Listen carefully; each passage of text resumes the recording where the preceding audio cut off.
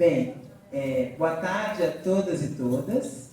Para mim aqui é uma grande alegria terem aberto essa porta para mim, porque eu sou uma mulher preta que eu preciso ser convidada. Eu não sou do pé na porta. Eu acho que nós já superamos isso, inclusive no movimento sindical. Então, eu agradeço a cada um aqui pela paciência, pelo comprometimento de estar aqui. Em nome da Vera, que para mim é velhinha, eu agradeço pelo compromisso dela e o olhar para o meu trabalho. Ela que é uma dirigente sindical, como eu, né? Agradeço ao companheiro Leandro, que é o nosso representante aqui do CPS, né? O qual são meus parceiros históricos aí na questão étnico-racial, que vocês têm aqui um coletivo muito forte, muito efetivo, né? Numa classe trabalhadora de mais de 80 mil, né, associados, então isso não é pouca coisa. Eu queria dizer para vocês que a Verinha, além desse convite, me desafiou a falar sobre um tema bem fácil, tá? Que é o racismo e o sindicalismo. Tá? Eu vou dizer para vocês que eu me identifico aqui, que eu estou bancária, eu estou secretário de combate ao racismo da CUT, tá? E eu estou representante estadual do CEGROS, que é o nosso Conselho de Gênero, Raça, Orientação Sexual e Acessibilidade do ramo que eu pertenço, que é o ramo bancário. Dizer para vocês que hoje, nesse dia, que para mim é emblemático, é um dia sempre de muita reflexão e de muito lamento, tá? Eu, a Vera e o Leandro somos fruto dessa superação. Nós não estaríamos aqui se a gente não tivesse dado ouvido a um sistema chamado racismo. Racismo não é preconceito. Racismo foi um sistema construído pela branquitude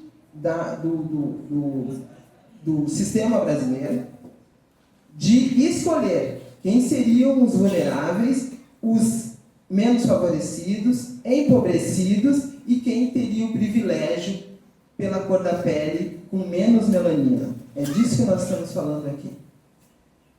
E essa construção social, aqui todos nós somos vítimas, tá? Aqui não é questão de culpa, aqui é questão de diagnosticar o erro e criar alternativas de transformação de uma sociedade que nos racializa. Eu, a Vera e o Leandro, nós somos pessoas racializadas. E, através do sindicalismo, que eu aprendi como a sociedade me enxergava. Porque nós fomos educados, né, Leandro e Verinha, que o trabalho dignifica. E eu via, não dentro da minha família, mas no meu meio, que as pessoas não tinham direito à dignidade. E isso é estruturante. Obrigado.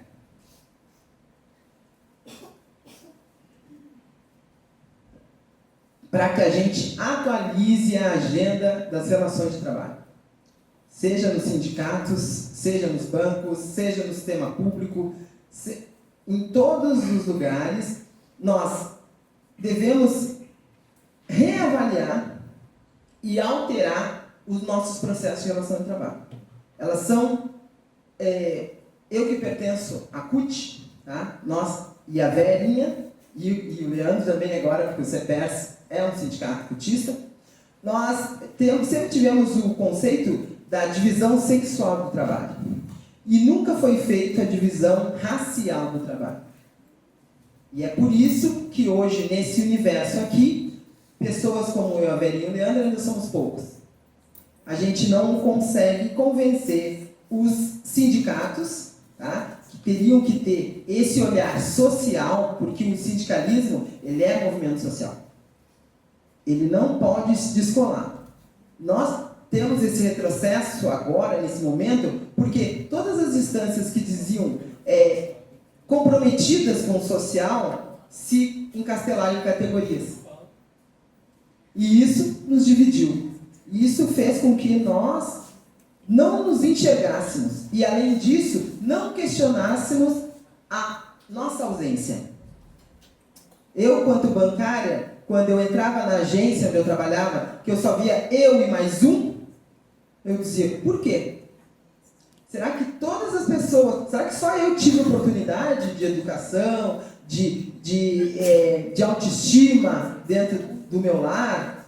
Né? Porque eu sempre digo, eu não sou filha nem que são profissões estruturantes. Eu não sou filha nem de empregada doméstica e nem de pedreiro.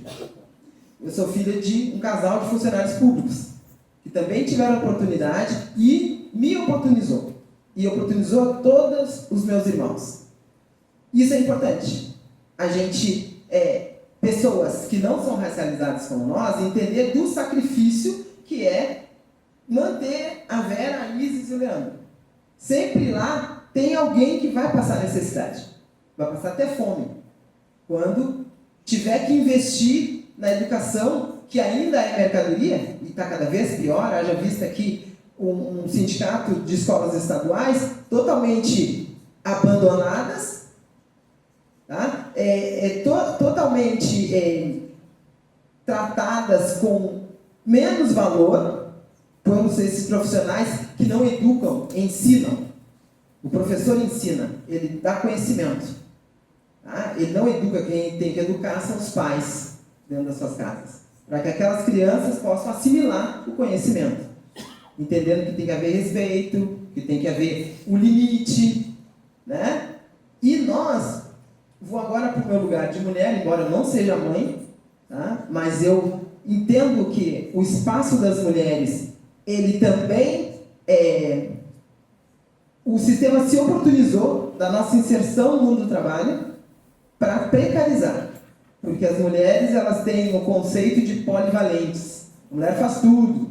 A mulher cuida do filho, ela limpa, ela cuida da vida do seu companheiro, tá? E aí, isso nos foi jogado para o mundo do trabalho. Mulher, tu quer estar naquele lugar, te vira, porque o modelo continua patriarcal. E a gente, revolucionariamente, em menos de 100 anos, a gente conseguiu se tornar indivíduo, porque antes nós não éramos. Aí vocês imaginam o racismo quanto sistema. A mulher negra, ela é o outro do outro. Porque na cadeia de oportunidades e dignidade, nós ainda estamos atrás do homem negro. Então, a gente foi naturalizando essas relações erradas. Né? Eu sempre digo, o nosso processo evolutivo, ancestral, ele é muito pedagógico. Que não tem como a Isis chegar aqui e, dar uma aulinha do que aconteceu e por que estamos nesse lugar, com muito orgulho, com muita valorização do nosso ser quanto indivíduos e quanto trabalhadores. O nosso trabalho, ele sempre tem um olhar subalternizado. Por quê? Porque a educação que foi nos dada é que não era para estarmos nesse lugar aqui. E no mundo sindical, ele é diferente. O mundo sindical é composto por pessoas que foram educadas dessa maneira errônea. Eu ouço muito dos meus sindicatos bancários no interior, Isis, mas não tem bancário negro. Mas o sindicato não é só dentro do mundo bancário. O sindicato é para ver naquele território lá daquela região que tem pessoas negras em qualquer município. Não existe isso. Isso é uma narrativa omissa, eu diria. Mas nós, quanto dirigentes, nós temos que cobrar dentro da nossa instituição. Que lá não é uma empresa.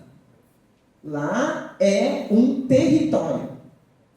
E todo território ele tem que buscar a ancestralidade.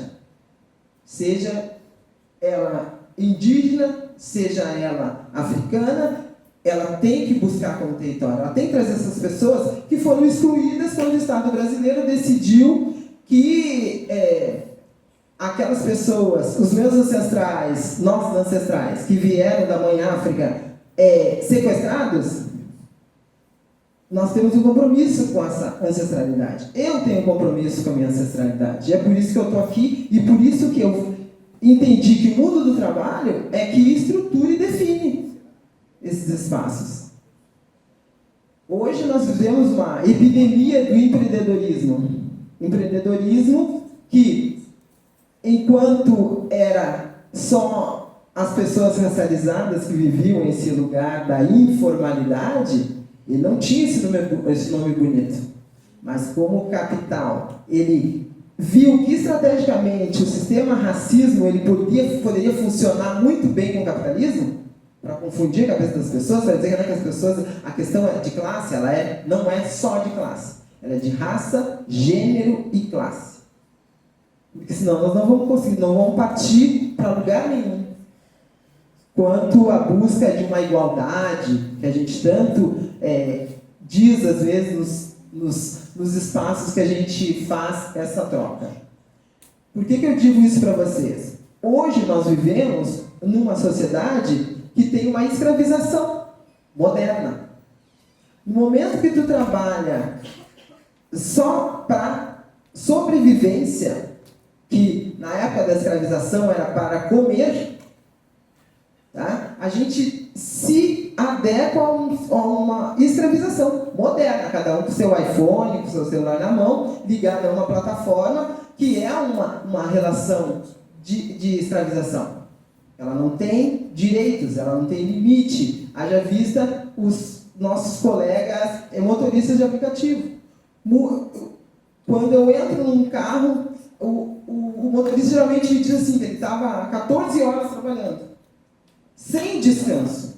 Aí eu pergunto para ele, tu acha que tu vai aguentar fisicamente quantos anos trabalhando nessa jornada? E aí ele chega, para, silencia, eu disse, por isso que precisa de políticas públicas. Por isso que tu precisa do SUS. Por isso que tu precisa da Previdência. Mas uma Previdência que não desvie verba, que não, na verdade, nem desvio de verba. Não permita que a verba venha de outras entes que não seja contribuição do trabalhador. Porque como a classe trabalhadora está reduzida, consequentemente, eles vão dizer, a Previdência vai quebrar. Não tem contribuição. Mas como é que vai manter aqueles aposentados? Que eles tinham uma estimativa que não durariam, mas a qualidade de vida e a estimativa de vida aumentou. Quem pensou nessa estratégia esqueceu desse detalhe.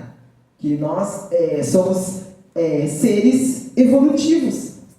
Que de uma hora a gente ia ter vacinas, que a gente ia ter um conceito de saúde, né?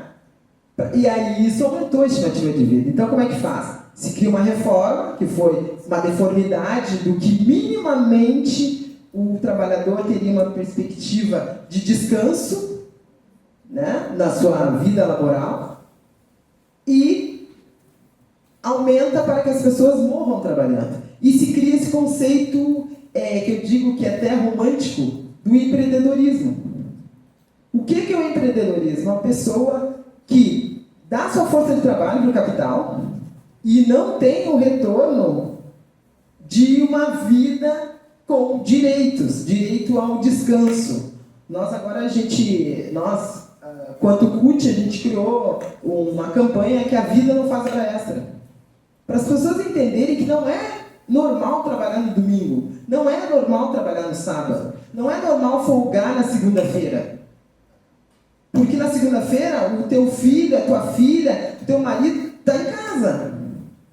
E aí tu tem folga, mas o resto não. Que lazer tu vai poder proporcionar para tua família? E tu participar desse momento de lazer? Quando não é mais respeitada a tua jornada. E a redução de jornada, que é uma luta histórica da CUT, ela vem com o viés da redução da jornada sem diminuição de salário. Porque não adianta tu reduzir a tua jornada para 6 e o teu salário ser diminuído por essa jornada reduzida, que é uma questão de saúde. E saúde mental. Porque nós, hoje em dia, se nós formos olhar para a nossa vida, ela é extremamente perversa, porque a gente não tira o olho do celular. Quando a gente consegue, é porque a gente pega assim, vou deixar lá na sala o celular e vou ficar aqui no meu quarto. E mesmo assim, se tu não botar no silencioso, começar a pintar lá, pá, mas pode ser alguma coisa, gente, eu vou lá olhar. Entendeu? Isso te tira aquele momento que era para tu estar, no mínimo, pensando em nada. Vocês conseguem pensar algum segundo em nada? Fechar os olhos e não pensar em nada? Isso é saúde para a mente. O ócio, ele também tem o seu valor. E hoje em dia a gente não exerce mais ócio. É o tempo inteiro conectados. Uma palavra bonitinha, né? Todo mundo quer ficar conectado. Porque conectado, ele mostra uma ilusão de que tu está moderno. Que tu não é obsoleto. Às vezes eu vejo assim, no nosso mundo sindical, tu viu o link que te mandaram? Não, eu recém estou entrando aqui, eu não li nada. Mas já como? Não, porque eu não apêndice o celular.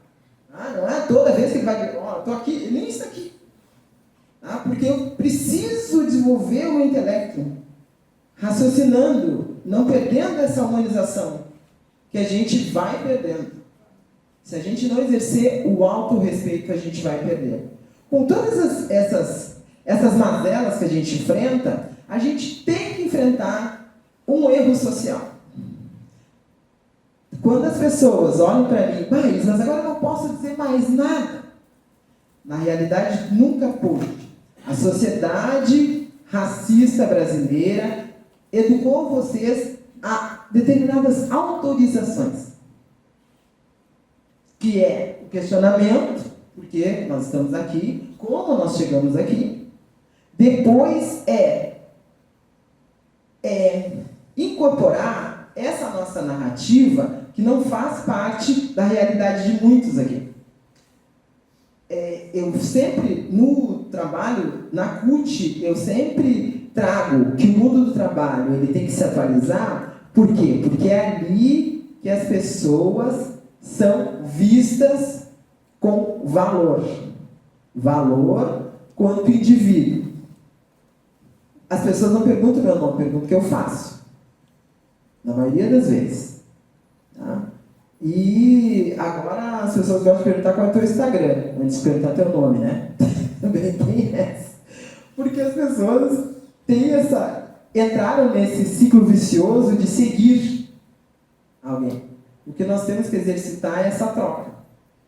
É a gente poder olhar para o nosso mundinho assim e dizer, poxa, mas será que a Isis não tem razão?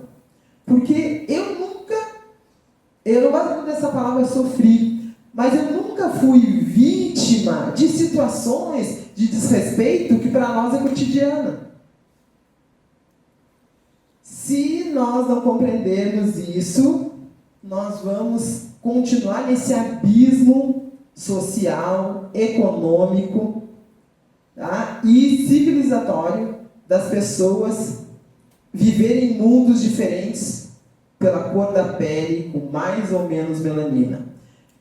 Tem vários conceitos que a gente pode trazer para o mundo do trabalho, que é o privilégio da branquitude. Quando eu falo branquitude, eu falo das pessoas que foram escolhidas para terem o mínimo de direito à dignidade.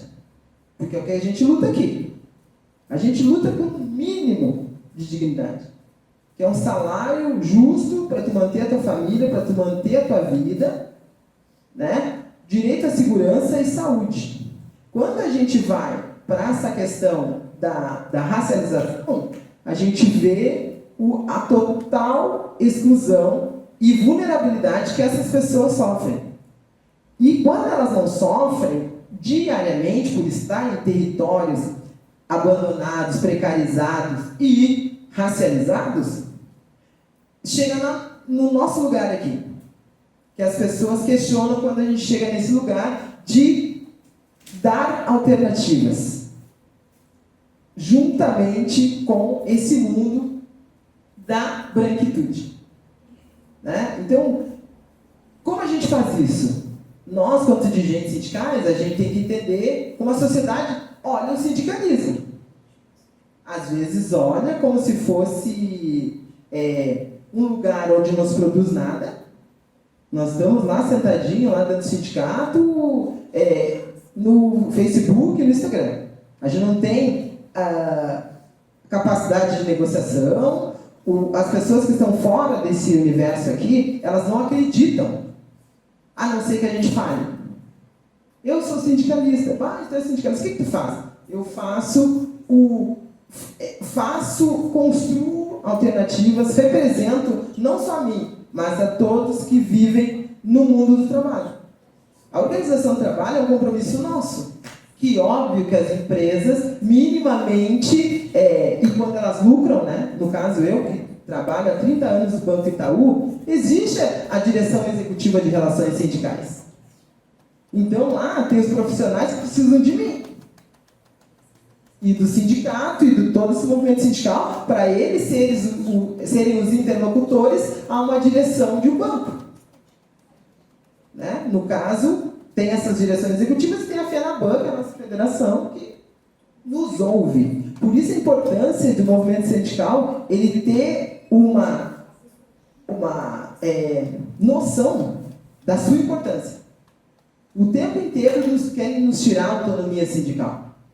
A reforma trabalhista fez um baita de serviço. Tem sindicatos que não precisam nem homologar mais. O funcionário pode ir lá na empresa e resolver a sua vida. E não tem a menor noção de quanto ele vai ser lesado ali naquele momentinho que ele assinar. Depois que ele vê que ele errou, aí ele vai ao sindicato. Nós, sindicalistas, temos que explicar que essa organização do trabalho ela foi construída para essas instituições e esse espaço que é valorizado. Que tu, quanto funcionário, não adianta tu chegar lá e sentar lá. O banqueiro vai olhar para mim e vai dizer assim, mas eu também já tive muito lucro, não estou tendo mais. Porque por causa da guerra na Ucrânia, por causa da faixa de gás, eles vão inventar todos os argumentos possíveis, como o empresário faz com as pessoas que estão ali na empresa. Olha aí, eu te mostro um gráfico. Olha aí, eu não posso, eu não tenho condição, eu vou ter que demitir não sei quantos. Por quê?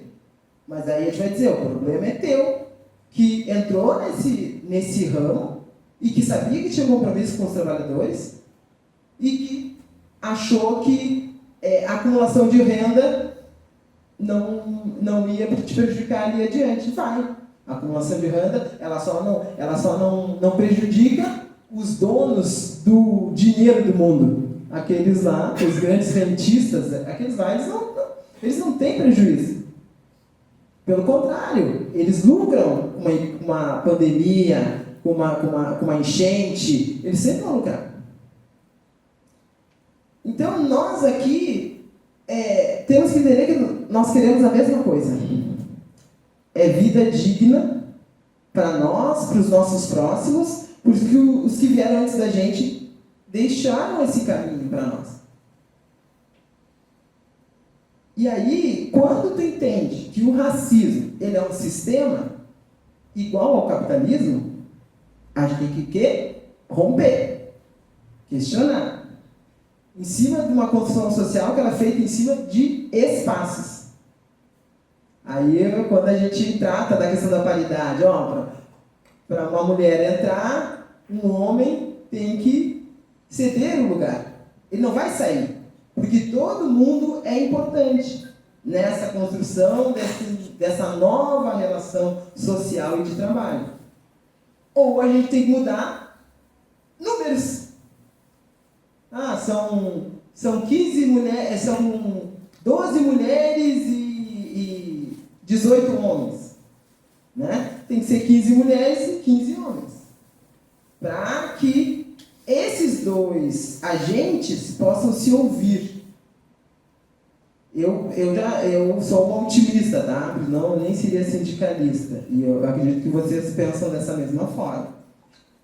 Quando eu vejo que homens estão me ouvindo sem o desconforto, sem pegar no celular, isso aí já vale o meu trabalho. Já vale o meu trabalho. E é isso que nós, sindicalistas, temos que ter na nossa estratégia e na nossa mente. Nós não podemos minimizar o nosso trabalho. Nós somos pessoas construídas socialmente com vários equívocos, com mundos diferentes. E aí, no mundo do trabalho, a gente equaliza isso. A gente coloca todo mundo no mesmo patamar, no mesmo ponto de partida, e aqueles que não compreendem isso, é quase uma seleção natural, quando a maioria tem essa consciência. Porque uma coisa é tu dizer, mas eu nunca maltratei uma pessoa negra. Eu nunca desrespeitei verbalmente. Mas o desrespeito está enquanto se conformam com a nossa ausência, e vocês, quanto pessoas que a sociedade, o sistema escolheu para estar nos espaços, não questionam. Aí quando tu entra, um exemplo, numa relação interracial, tu vai ver, meu Deus, meu companheiro ganha muito mal. Minha vida, quando eu estava sozinha, era melhor. Eu, quanto mulher, não racializada. E aí nasce o teu filho. E o teu filho não nasce com as tuas características. Ele nasce com as características do homem ou mulher que tu escolheu para a vida. E aí tu te revolta. Quando tu vê teu filho sendo vítima de um sistema que muitas vezes tu foi conivente. Porque as pessoas diziam, não é problema meu. Eu não tenho culpa de nascer com a pele branca. Não é questão de culpa. É questão de comprometimento. É questão de tu enxergar que não existe diferença entre nós quanto intelecto, quanto comportamento, a não ser que tenha sido imposto por uma sociedade que estrategicamente escolheu. Porque, sempre digo, nós somos a classe trabalhadora que trabalhou mais de 3 séculos sem indenização. É isso que é o 13 de maio para nós. É um lampejo de uma confiança a um sistema da branquitude que eu acredito que nenhum escravizado tinha a menor noção que ia ser atirado à própria sorte no dia 14. Acho que todos aqueles que estavam, além de saber que no outro dia não ia mais tomar chibatada, ele acreditou no dono dele. E o dono dele viu uma maneira de lucrar mais uma vez em cima dele. Que foi a indenização que foi dada aos donos de fazenda que aboliram seus escravos. Eles foram indenizados. Aquele dinheiro foi tirado da nossa ancestralidade. E a gente vive um empobrecimento civilizatório até hoje, aqui no Brasil. Nós não somos herdeiros. A minha geração que agora está conseguindo construir uma herança para os próximos. É sobre isso. Como que a gente conserta, né? Ou melhora? É vendo que esse abismo social e econômico existe. E é ele que tem que ser enfrentado. Como vamos enfrentar? Políticas afirmativas é essencial para nós. E ainda tem pessoas que não são racializadas que se fazem valer dessa política afirmativa. Não, porque o meu avô era negro. Se vocês não têm o fenótipo e nem a cor da pele, vocês não são atingidos pelo racismo quanto sistema. Então, às vezes eu vejo algumas amigas minhas, Isa, eu estou namorando um homem negro agora. Aí eu vou conhecer um homem negro, ele só tem a pele moura. Tem o cabelo liso, ele não tem fenótipo, mas para ela ele é negro. Porque a família disse, não, esse é negrão. Porque aí ela foi lá conhecer a sogra ou o sogro, e um deles é negro. Então nós temos que entender que existiu um fenômeno na construção social brasileira que foi chamado primeiro de miscigenação, mas a gente sabe e conceitua hoje que foi um movimento de branqueamento do país e que a gente chama de colorismo.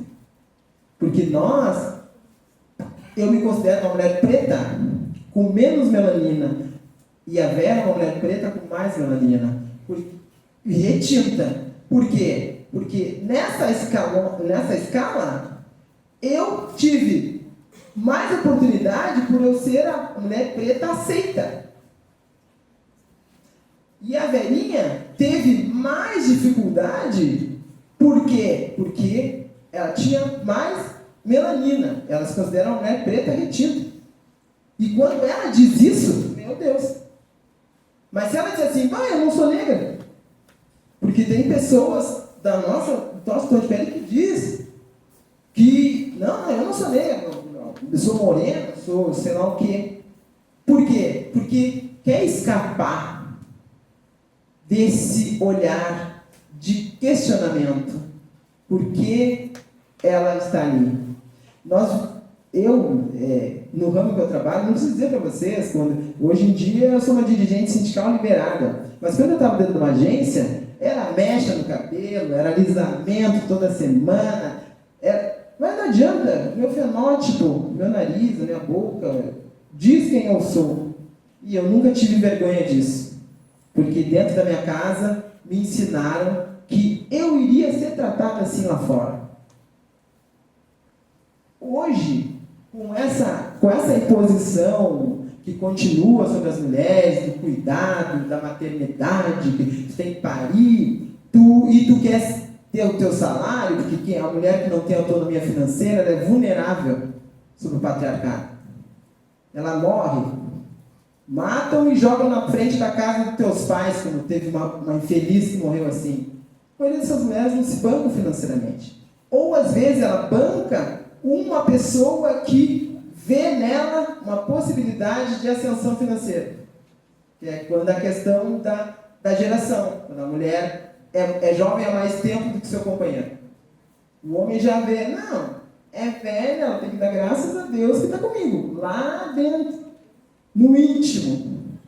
Aí quando tem toda aquela conquista árdua de tu ter uma situação financeira confortável, vem aquela pessoa que tu te envolve emocionalmente, mas que a sociedade diz, tá bancando, cara, lá, não sei o que. O homem podia, né? Tem até música aí, o velho da lancha, as pessoas dançam sobre isso, né? É isso. E aí vocês imaginam nós, mulheres racializadas. Quando a gente sai com um homem branco, sempre tudo é dele. Nem é visto que às vezes o patrimônio foi construído por nós. E nem viu que são duas pessoas que escolheram se amar. Que é o direito a amar. Que as pessoas também julgam, né? Não, tu tem que amar o teu igual. O tempo já tá... Sindicalista é isso. Desculpa, gente. Desculpa, não, só vou avisar que morreu o Pepe Mujica nessa história. Faleceu. Já estava sofrendo muito, nosso companheiro. E todos esses olhares que eu trago para vocês, é para vocês terem o comprometimento de buscar nos seus ambientes de trabalho, de buscar no seu mundo sindical, aqueles que foram escolhidos para não estar num espaço que hoje é privilégio. Por quê? Porque a escravização ela é tão eficaz que aquelas pessoas que são escravizadas o tempo inteiro dizem, não, mas eu sempre sofri isso aí. Às vezes quando eu falar, o professor Rui falou, né, sobre assédio moral,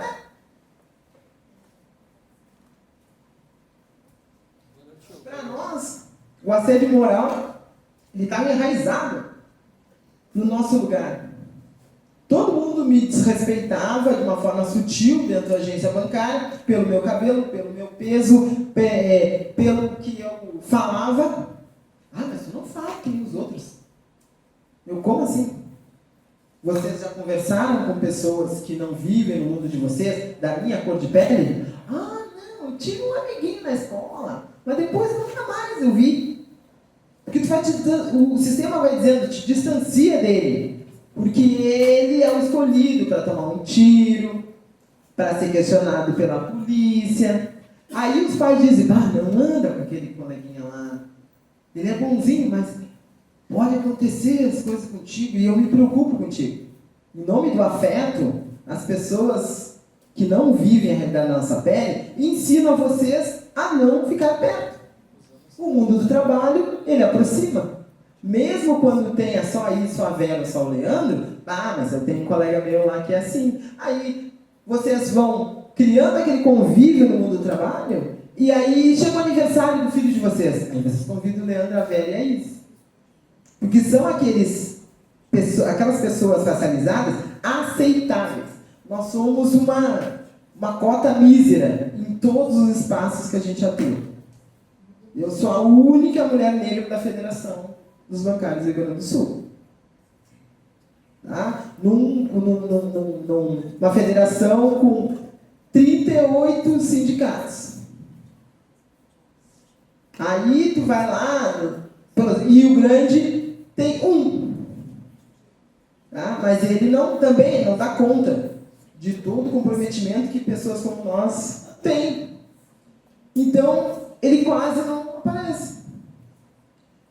Aí a gente tem o DIEESE, né, que todo mundo conhece, é Departamento de Estatística. Vem com aqueles números escabrosos e aí a gente não transforma em ação. Por isso que, nessa minha gestão, na Secretaria de Combate ao Racismo, eu executo uma política antirracista dentro do sindicato. Nós não vamos romper com o sistema se a gente não tiver vocês conosco. Se vocês não entenderem que não era normal vocês fazerem brincadeiras indelicadas, tocarem na gente, tocar no meu cabelo. Quantas pessoas vêm, que lindo, já vem com a mão na minha trança. Eu disse, não mexe nas minhas tranças. Não é só porque eu sou uma mulher de religião, eu tenho meu ori. Então não se mexe na cabeça. Então vocês têm que perguntar, pedir licença. Aí depois, desculpa. Não, é uma educação que não foi dada a vocês. A não ser quando as pessoas são de matriz africana e muitas vezes não dizem. Por quê? Porque o politicamente correto é ser católica. Ou dizer, sou espiritualista. Bate cabeça e tambor. Só que nem sempre diz. Por quê? Porque o racismo religioso ele também foi implementado enquanto sistema na nossa sociedade. Né? A Igreja Católica, os escravizados chegaram, eles esconderam todos os orixás no porão das igrejas e deixavam de tempo em tempo aquelas pessoas cultuarem os seus santos. E aí criaram a Umbanda, um fruto desse branqueamento. Cada orixá tem um santo branco, né? Oi.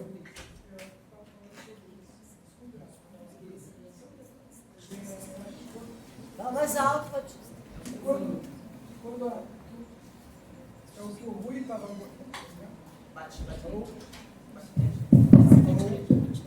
estava falando antes, quem não conhece a história, quando a pessoa não conhece a história, também causa essas questões assim.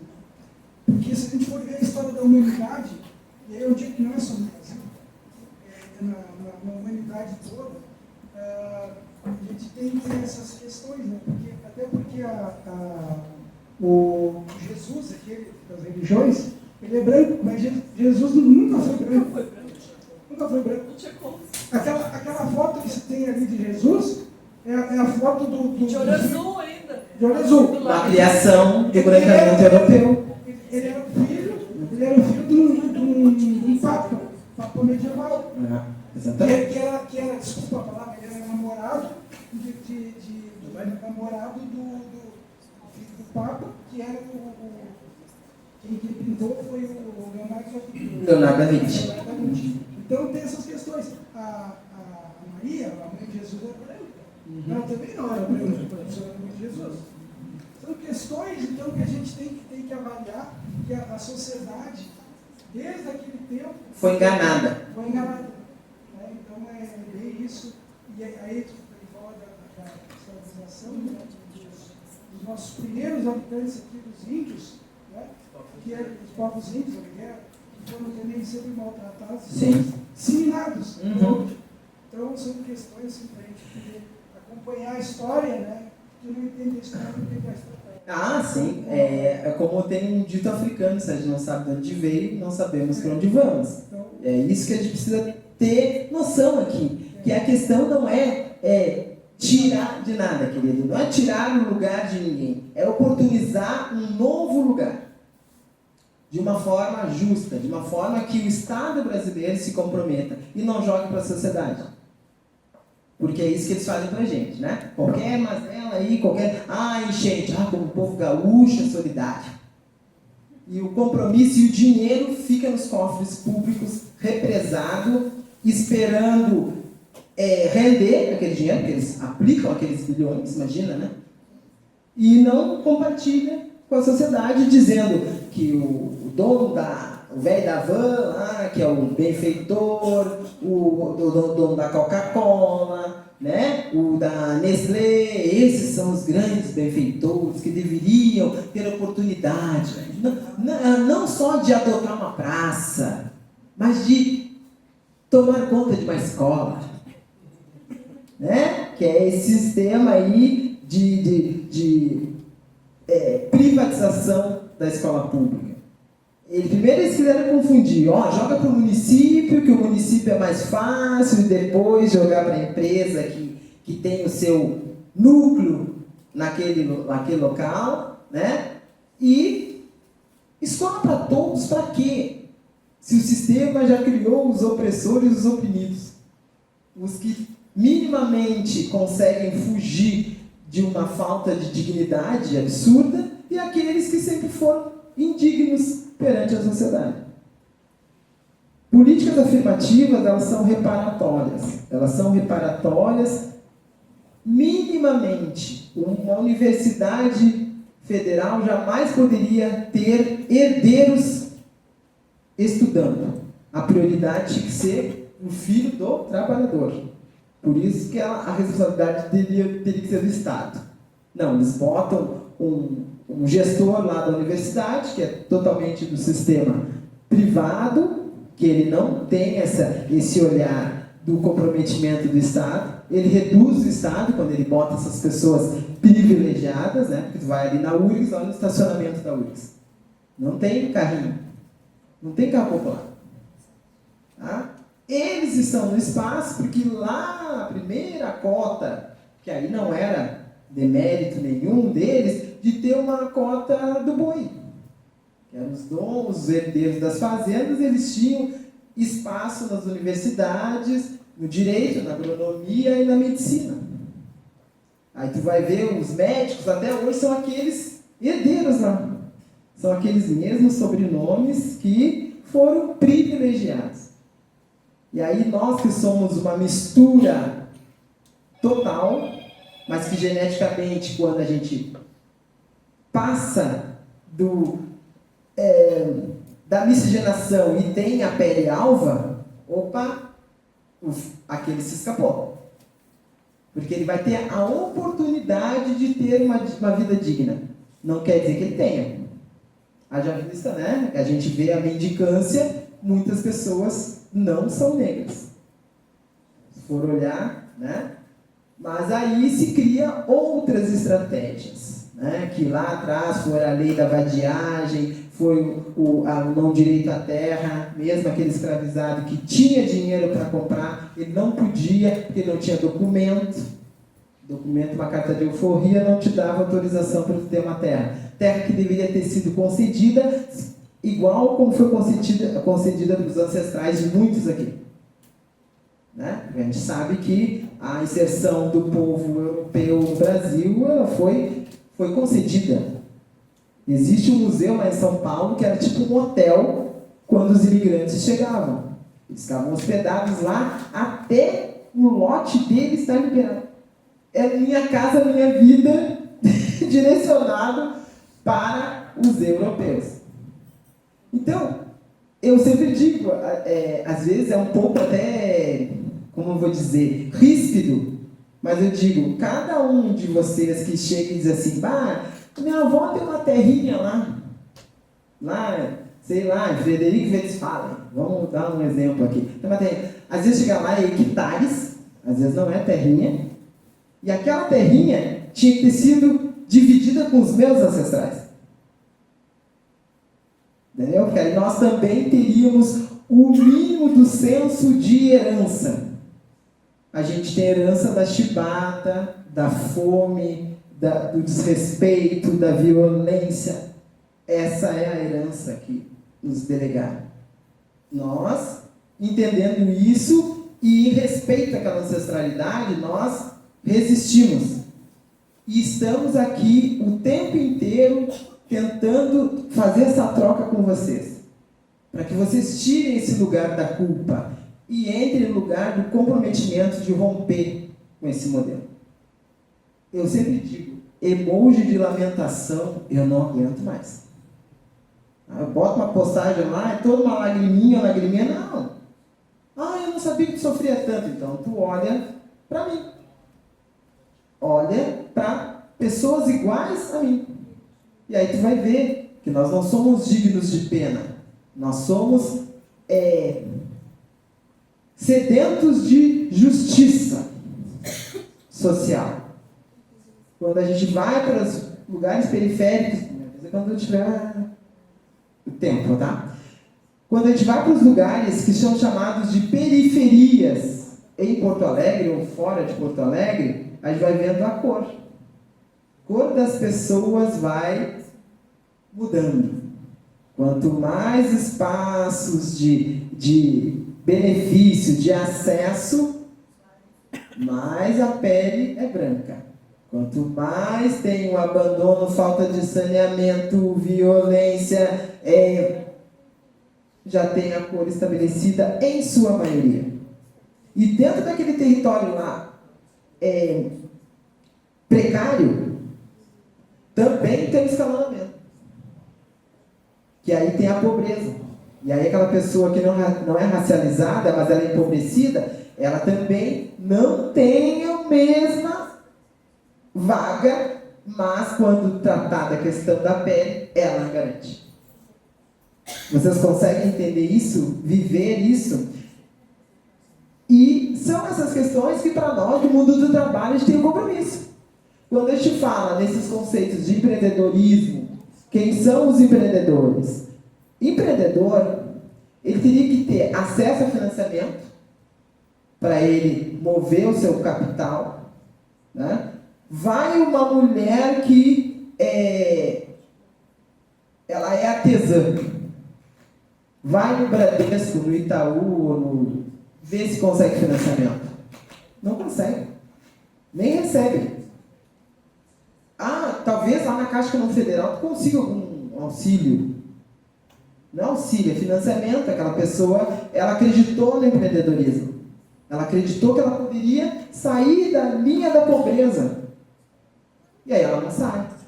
Aí entra a gente. Quando a gente faz eventos, feiras, coisas, sempre tem que ter um empreendedorismo das mulheres negras e não negras. Porque as mulheres ainda têm o peso da maternidade que nos impede, nos impossibilita de ascender nos locais de trabalho. E nos exclui. A sociedade manda. É lindo o Dia das Mães. Apareceu uma mulher negra, né, na RBS, na sexta-feira. Ela tinha 7 filhos, uma mulher negra, 7 filhos, já tinha tentado 2 vezes a laqueadura, foi mãe aos 16 anos. E eles, que mulher maravilhosa! Aí um disse, é uma guerreira. Eu não sou guerreira. Estão me vendo com lança na mão aqui? Não, eu não sou guerreira. Eu tenho o nome de deusa, que eu muito me orgulho, a deusa Isis. Tá? Mas eu não sou Isis Valverde. A minha ancestralidade é lá do Egito, que é o mundo negro. E que as pessoas também não falam sobre isso. Por quê? Porque a gente o racismo ele é tão eficaz que ele reduz a gente até geograficamente, né? As pessoas falam da África como fosse um país. E é um continente com mais de 54 países. Aí lá, não, tu não é negro, tu é etíope. Não, tu não é negro, tu é egípcio. Não, entendeu? Aqui no Brasil, ou tu é negro, ou tu é branco. E às vezes tu tem características da ancestralidade africana. Mas a cor da pele te salvou. Nós mulheres, muitas se alisaram o cabelo, mas não é negra. Mas o papai dela lá é pretinho em casa. A avó dela é preta. Quantas pessoas diziam, né? Eu tenho uma babá. Não era babá, era avó. Só que a mulher preta, ela é tão amorosa e ela não quer que os seus sofram. Que ela muitas vezes foi submetida ao branqueamento para sua filha nascer com o cabelo mais liso, a pele mais branca. E aí, um dia a filha disse, mãe, vou trazer meu namorado aqui, mas meu namorado é branco. Quem sabe... Não pode deixar minha filha, que eu digo que eu não sou tua mãe. Muitas faziam isso. Muitas. E por essa romantização de uma perversidade. De nós não termos direito de valor, porque nos olham pela nossa cor da pele. Aí se tu fala mais alto, mas só ouça a tua voz. Mas vocês são tão o quê? Agressivos. Mas por quê? Porque a gente não pode discordar, né? Nós temos que ser civis. Uma pessoa preta, racializada, aceita, contrata. Ela mata no peito e vai para casa chorar. Ela não vai questionar aqui, tu está sendo preconceituoso comigo. Ou tu está falando isso comigo por quê? Porque eu sou preto? Porque eu sou preta? Nós temos que ter o direito de dizer isso. Para a pessoa dizer, desculpa, não é assim que eu devo te tratar. Né? Eu, lá na CUT, gente, eu recebo cada relato de pessoas que trabalham em restaurante e o dono do restaurante diz assim, teu cabelo parece essa vassoura aqui. Amanhã tu vem com ele preso. É assim que as pessoas falam. Estou de brincadeira, mas eu estava brincando. Tu, quanto pessoa racializada, aceita isso aí. Que nós somos assim, não é culpa. Nunca a pessoa se acha errada e nem culpada. É que nem, eu inclusive comparo quase assim, briga de trânsito, né? Batem os carros, cada um sai de dentro do carro com a sua verdade, com o seu argumento, e ninguém chega no consenso. Nós precisamos olhar para esse lugar sindical como território. Vocês que têm o Sind, eu não sei se vocês têm a sede de vocês, como se vocês se organizam, mas quando vocês estão dentro dos sindicatos, vocês têm que ter essa noção de que vocês são representantes. E que vocês têm que fazer valer isso. Porque é muito fácil os dirigentes corporativistas. Muito fácil. Eu sei disso porque vivo isso com com dirigentes que vêm de uma agência. Ontem eram gerentes, hoje viram dirigentes. Eles ainda não entendem o que é o sindicalismo. Não tiveram a formação adequada. Por isso que eu sempre digo, formação, gente, para nós dirigentes tem que ser obrigatório. Obrigatório. Eu ouço formações, não, mas vai se der, se não dá, justifica. Não posso ir nessa formação porque eu tenho que levar meu filho no médico, porque eu tenho que fazer um exame. Mas se tu sempre só botar um legalzinho e não aparecer lá, é porque tu não quer a mudança. Aí, que tipo de dirigente? Eu sempre digo, lá no sindicato, existe uma diferença entre dirigentes e diretores. Diretor, ele tem a pasta lá, ele só cuida daquela pasta, ele faz um evento lá, por exemplo, no mês de novembro, e está tudo certo. Não. O dirigente tem que fazer essa busca ativa, onde estão as pessoas pretas naquele ramo, o que ele pode trazer para ele de mudança na relação de trabalho racializada que ele sofre com certeza. Né? Haja vista que no banco onde eu trabalho agora, na zonal onde eu sou responsável, porque nós somos responsáveis por zonais, Gravataí, Cachoeirinha, no Itaú numa agência do Itaú tem 2 jovens negros. Uma usa trança que nem eu e o outro usa o black dele, cortadinho, bonitinho, 2. Isso é graças à minha estada lá. Se eu não tiver nos espaços e questionar, aqueles jovens ali nunca seriam se achado pertencentes àquele lugar. Mesmo que no Itaú tu entra como estagiário, tu já tem que ter um nível intelectual mediano, eles são frutos de uma boa educação e de oportunidade, por isso que eles estão lá no banco. Outros iguais vão ver, é possível. Então a representatividade para nós é fundamental. Tem essa carinha preta aqui. Cada um na sua nuance de melanina. Mas somos todos pretos. Isso é importante. Que nunca disseram pra gente que a gente poderia. E uma coisa muito importante. O espaço que a gente está aqui não foi dádiva. Mas foi feito um olhar, às vezes até político, né? Que eu me lembro que antes de 2010, eu nem sabia o meu papel na sociedade quanto mulher negra. 2010. Quando o Brasil foi penalizado por ser um país racista, que aí as empresas tinham que ter no seu quadro, aí começou o nosso aparecimento. E o nosso aparecimento não era só porque descobrimos, não, a gente sempre tivemos ali, mas não tinha ninguém com a pele branca e os países. Tu quer ir? Eu fui convidada. Mas porque existia esse compromisso também.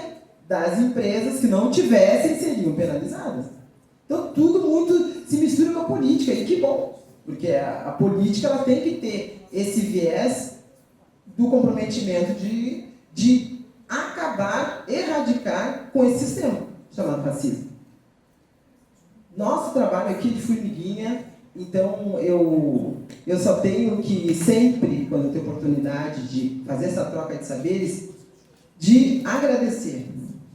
Porque eu sou uma pessoa que eu sou grata pela minha vida, pelo meu espaço, pelo meu intelecto, tá? Então, agradeço imensamente ao Cindy por ter aberto essa porta para mim. Quando vocês tiverem a fim de ouvir a minha voz, podem me chamar, que eu venho, para discutir outras questões, né? Porque o racismo ele permeia por tudo, pelos tributos, pela alimentação, pela segurança alimentar, agora pelo meio ambiente, né? Tudo.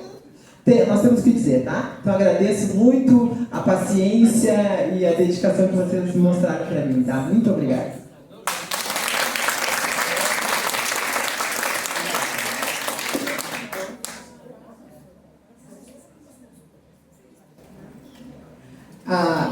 Isis, eu agradeço, né, tu ter aceito o meu convite, porque eu acho que no meu convite eu contemplei 3 atividades minhas, né, porque é o movimento negro, o movimento sindical e o movimento sindicatário. E agora, na fala dela, eu me dei conta que ela está representando os nossos patrões aqui, né, nós somos sindicatárias e somos sindicalistas também, né, então eu acho que deu uma boa mistura ali, né? Porque a gente pode ouvir os dois lados. Muito obrigada. Muito obrigada. Eu quero aqui, esse encerramento, né? Agradecer a participação tão eloquente da nossa companheira Isis, que é originária do Sindicato dos Bancários. Aí eu me lembrei de uma questão que esse ano nós fechamos um acordo, depois de muitos anos, com o Sindicato dos Bancários, dos trabalhadores do Sindicato dos Bancários. E pasmem vocês, né, Jane? A Jane está lá com a nossa funcionária, que é da mesma vestida que você. Então, lá no Sindicato dos Bancários, a gente ficou surpresa, porque eles têm 30 trabalhadores lá dentro do Sindicato dos Bancários. Nós fechamos o acordo deles com garantias de trabalho para eles, né, garantias, outras coisas, o regulamento todo, que não foi por acaso, foi uma luta nossa que fechamos esse ano. E logo que nós fechamos o acordo, já deram o cartão de oposição.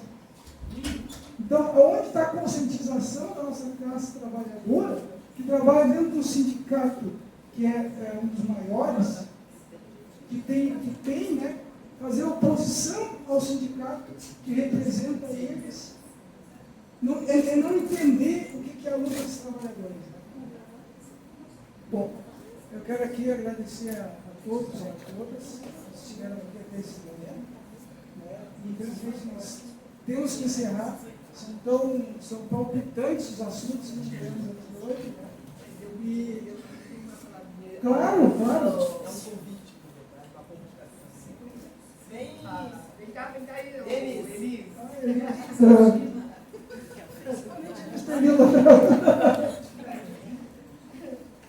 Gente, só para dizer, né, que há 10 anos atrás a gente teve a primeira Marcha Nacional das Mulheres Negras.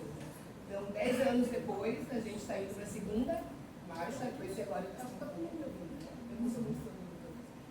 Estamos indo para a segunda Marcha Nacional das Mulheres Negras, que vai ser agora em novembro, dia 25 de novembro de 2025, em Brasília. Tá? Eu, Elis, sendo parte da coordenação estadual do Rio Grande do Sul, que estamos aí na construção dessa marcha. Está sendo muito difícil, não temos dinheiro, só temos promessas, né? E mulheres que a gente está se organizando. Já fizemos seminário, já fizemos encontros, então a gente está indo na construção devagarinho, né? Atrás de grana, né? Temos bastante promessa, temos, né? Mas... Só dando um adendo aí, que a CUT, a Secretaria de Combate ao Racismo, esteve em 2025, 2015 e agora estará novamente. Nós cotizando entre os sindicatos para que as mulheres que realmente têm seu grito calado, a sua voz calada, possa estar lá. Tá? Então é muito importante que todos os sindicatos se comprometam a fazer com que... Você sabe que a vida da mulher negra é uma outra realidade e nós não queremos levar 70 mil... Claro que não eram somente mulheres negras, tá? É que nem a Marcha das Margaridas. Nós, mulheres negras, participamos da Marcha das Margaridas. E as mulheres brancas, elas são bem-vindas. Só que a voz e a representatividade será de nós, né, Elis? É isso aí. Pois então, boa tarde a todos, todas e todos. Primeiro eu queria agradecer aqui o convite, né? E dizer que a gente está construindo essa marcha, né? Uma marcha onde a gente quer levar para Brasília as nossas aspirações, a gente quer levar a nossa necessidade de bem viver, né? E bem viver é tudo isso, né? É a eliminação do racismo, no mundo do trabalho, né? E aí eu quero te dizer que eu também sou sindicatária, né? Não sou dirigente, como vossa pessoa, né? Mas sou sindicatária, eu sou aquela que vai brigar com dirigente, né? Então nós estamos nesse jogo nós duas. E aí queria falar com os sindicatários, né, aproveitar, né, porque a gente não pode dar um microfone para uma mulher negra que ela vai aproveitar, porque a gente aproveita todas as chances que a gente tem, né? E eu queria que vocês fechassem os olhos e lembrassem lá do sindicato de vocês. E vocês não precisam me responder, só me respondam, quantos dirigentes são negros? Pensaram? Agora me digam, qual a pasta?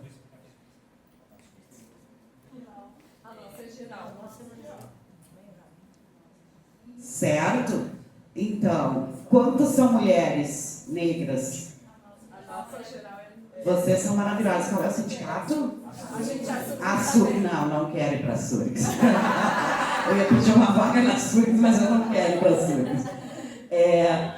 Então, é disso que nós estamos falando, né? Nós estamos falando do bem viver das mulheres negras, né? Normalmente, eu sou sindicatária, eu sei do que eu estou falando, né?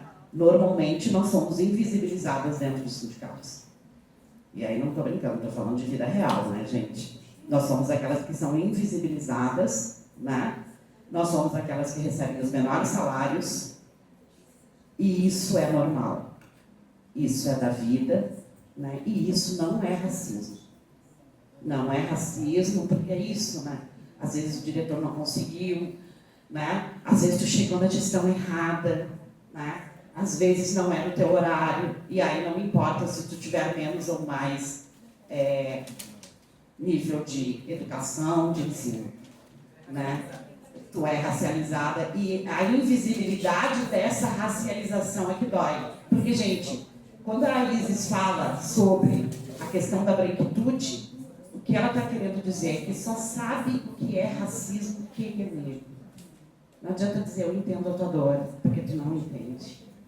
Não entende porque como é que a palavra o privilégio da branquitude, ele é normal, ele é natural, Então, para uma mulher branca conseguir entender qual o tamanho do privilégio dela sobre uma mulher negra, e aí a Isis trouxe toda a história, né? Toda a história do Brasil. Isso não vai acontecer. E isso não é mimimi. Não é mimimi. E não existe racismo inverso. Não existe. Porque nenhum branco nunca vai ser discriminado pela cor da pele. Nem que ele vá para a África. Né? E é disso que a gente está falando, né? Então, eu quero saudar o Cindy, né? Dizer que eu saí do Sintrajuf essa semana. Mas estou bem, Batista. Estou bem, continuo uma mulher preta, né? Continuo uma mulher preta. Guerreira, que eu não quero ser guerreira também. Eu vi o negócio que tu falou. A mulher saía às 5 da manhã, tinha 6 filhos, 3 empregos de fazer força, e a RBS chorou com ela. Pior do que isso, foi no Pequenas Empresas, Grandes Negócios. Eu quero que vocês vejam, esse programa é fantástico. A mulher, uma menina que ajudou a rica mãe, pobre preta, e elas partiram de 2 quentinhas de comida vegana para 280 quentinhas. Gente, fez uma diferença na vida delas, mas o povo ficou impressionado com aquilo. Tira leite de pedra. Né? Ser preta é tirar leite de pedra. É disso que nós estamos falando. Tá, gente? Então nós vamos para Brasília mostrar isso para o nosso presidente Lula. Né? Porque ele nos ensinou o seguinte: o banqueiro vai lá e aperta ele, não vai? Então nós vamos botar 1 milhão de preta lá para apertar ele também. É isso que nós vamos fazer. Obrigada por tudo. Quero dizer para vocês que eu deixo de ser sindicatária, mas que estou muito feliz por isso também. Certo? Beijo. Alô, pessoal, então agora encerrando mesmo, né? Eu queria pedir a gentileza de todos e todas aqui, que com esse momento agora de fechamento, né, eu acho importante que a gente faça um ato simbólico, que a gente se junte aqui de mãos dadas, faça uma...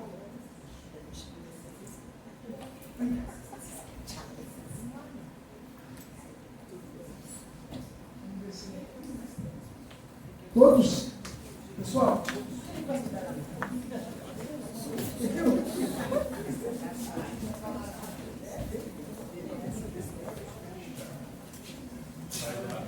Só para a gente fechar, né?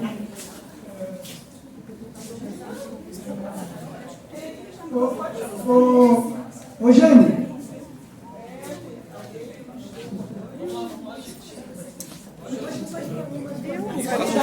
Mas a cada 20 minutos,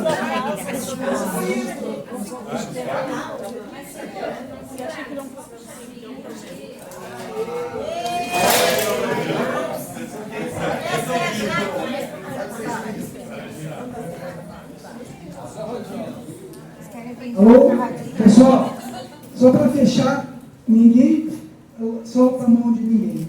É isso que é o nosso símbolo, e eu queria fazer agora aqui uma referência importante, que foi um que inspirou muitos trabalhadores e muitos sindicalistas, que foi a partida do Mujica, que Mujica vive, Mujica presente, que ele descanse e a gente tem um mundo, continue lutando por um mundo que ele também nos ensinou a construir. Tá? Seja digno da herança. Isso aí, digno da herança. Nós somos os herdeiros da cabeça dele, das coisas que ele... Então, palmas para o Mujica, é isso.